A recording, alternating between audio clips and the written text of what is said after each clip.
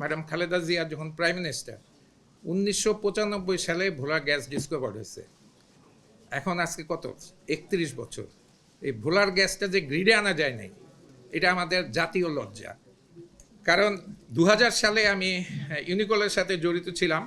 ভোলার থেকে gas field develop করে বরিশালে নিয়ে এসে বরিশালে একটা পাওয়ার প্ল্যান্ট, ভোলা একটা পাওয়ার প্ল্যান্ট, খুলনা একটা পাওয়ার প্ল্যান্ট হওয়ার কথা ছিল।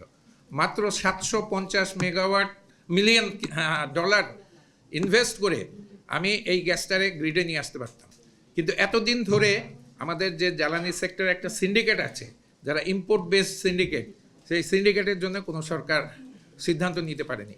বলে যে বড় বড় নদী, কত নদী, আমি নদীর ভিতর দিয়ে রাইট অফ ওয়ে ডেভেলপ করে দিছি 3 কিলোমিটার 4 কিলোমিটার।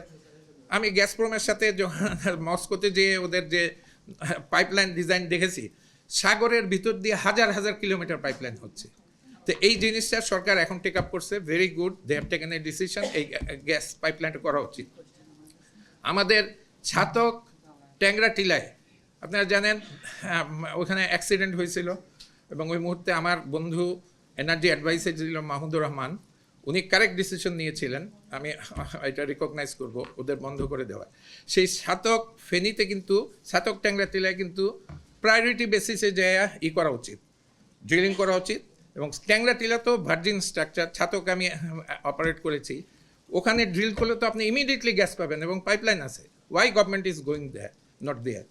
আপনি চিটাগাং হিল ট্র্যাক্সে 5টা স্ট্রাকচারে ড্রিলিং করার সময় গ্যাস না শুধু তেলের ছিল, সেখানে যে আপনি কেন করছেন না? এখানে জিও পলিটিক্স আছে। এটার ওই পাশে আমাদের ভারতের ভাইয়েরা 140টা ওয়েল ড্রিল করছে, 140টা ওয়েল ড্রিল করে 12 থেকে 15 TCF গ্যাস নিয়ে বসে আছে।